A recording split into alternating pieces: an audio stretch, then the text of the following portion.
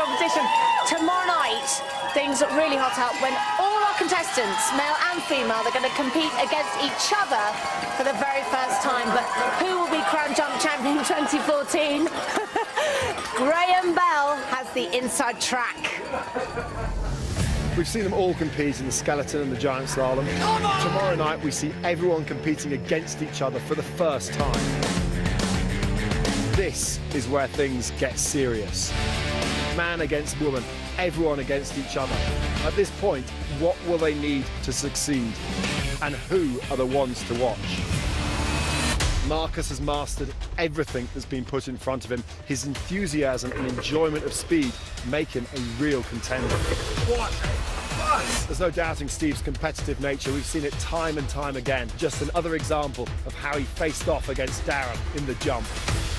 Now Steve has Laura to face, whose undeniable hunger to win will be a big challenge for our Olympic champion. I just want to be the best that I can possibly be. Anthea may seem all smiles, but underneath there's a tenacity and fire which she could put to great use in this competition. How do you get better? Sunita has faced the jump already, but she's faced it and won. You are still in the competition! And don't forget, she had the better time in the skeleton than Darren Goff. She could progress far in this competition. Richie has had the most to take in out of all the contestants, but he's done that superbly well, topping the leaderboard in the skeleton.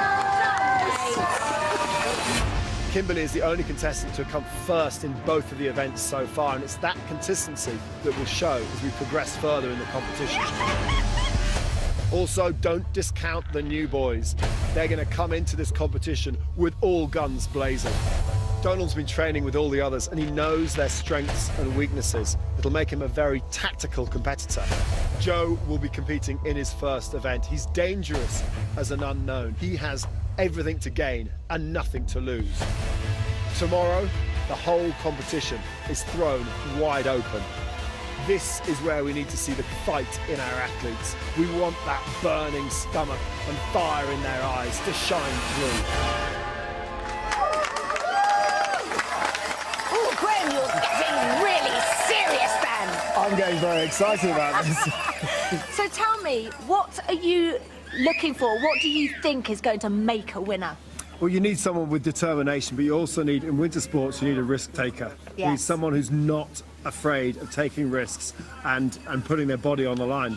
Well, and we've seen so many of our competitors doing that already, but who's shining out for you? I think the most improved, Kimberly, obviously, on the girls' side, and Richie on the guys' side. Yes, I mean, that's an amazing story. Yeah, they have come from what we first did indoors in Hemel Hempstead to what they're doing now. It's incredible. It's an incredible improvement. Also, I admire Sunita's determination. Yeah, she's so gritty, She is isn't she? so gritty. It's fantastic. Well, thank you so much to our performance director, Graham Bell.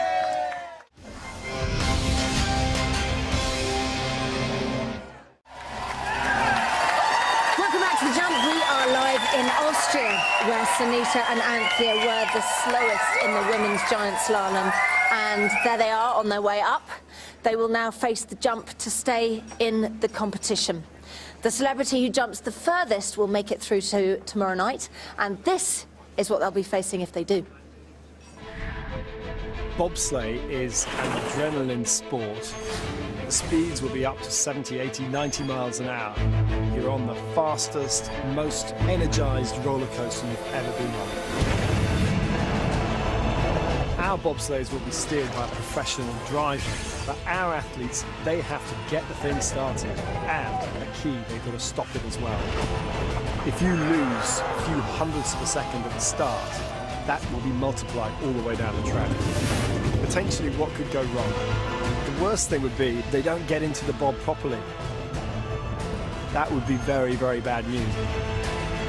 When bobsleighs crash, they flip over, and you're using 2 or 4 helmets to drag the sled along the ice. These guys are going to love it or hate it. Can't wait to get my head floating around in the little coffin.